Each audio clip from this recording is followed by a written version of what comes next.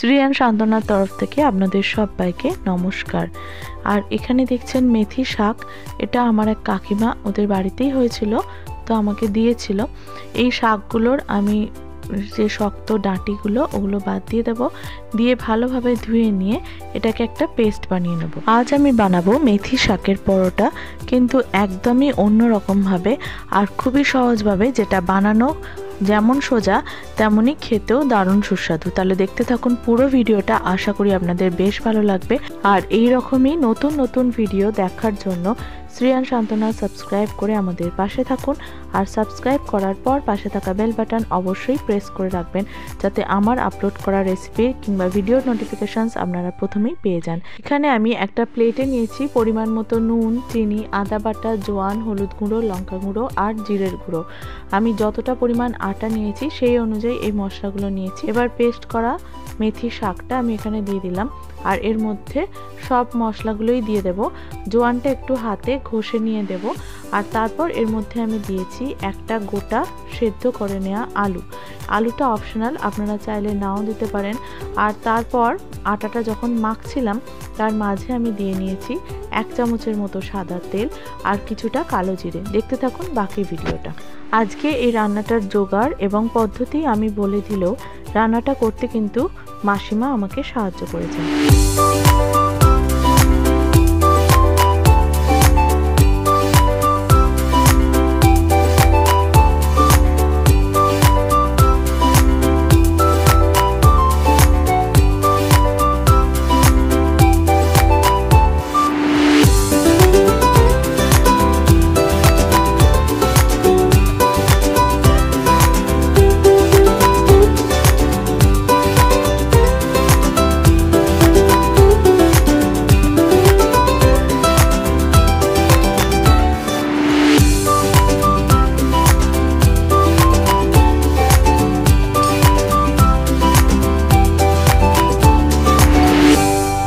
আটাটা মাখা হয়ে গেলে ওপর থেকে কিছুটা সাদা তেল লাগিয়ে আমি রেস্টিং টাইমে রেখেছিলাম আধ ঘন্টার মতো। আর তারপর এই যে নেচি কেটে এটাকে বেলে নেওয়া হচ্ছে।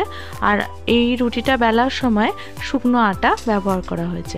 এবার এটাকে যে ভাজা হবে তার জন্য সাদা তেল ব্যবহার করা হয়েছে। আর রুটিটা দেখলেন তো কীরকম হয়েছে, যেমন পরোটা বেলা হয় সেই রকমভাবেই একটু মোটা করে রুটিটা বেলা হয়েছে। এবার একে একে সব পরোটাগুলো ভেজে নেব আর তারপর সেটাকে সার্ভ করব। আমি মেথি শাকের পরোটার সাথে বানিয়েছিলাম মাশরুম আলুর দম, আর তার সাথে ছিল ধনেপাতার চাটনি। যেই ধনেপাতার চাটনির রেসিপি আমি কিছুদিন আগেই আপলোড করেছি, লিংক ডেসক্রিপশন বক্সে অবশ্যই দিয়ে দেবো।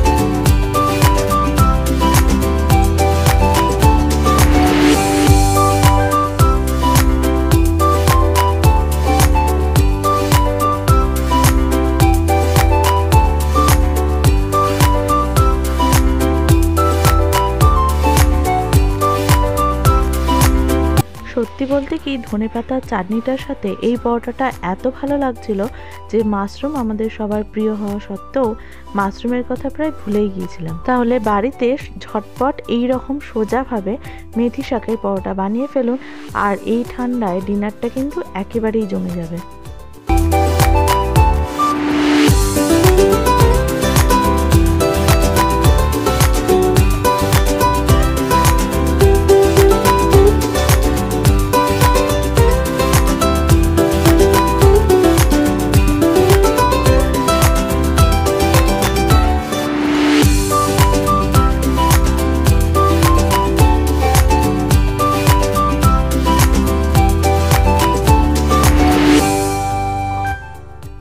আজ এই পর্যন্তই। আবার শীঘ্রই দেখা হবে নতুন কোনো ভিডিও অথবা রেসিপির সাথে।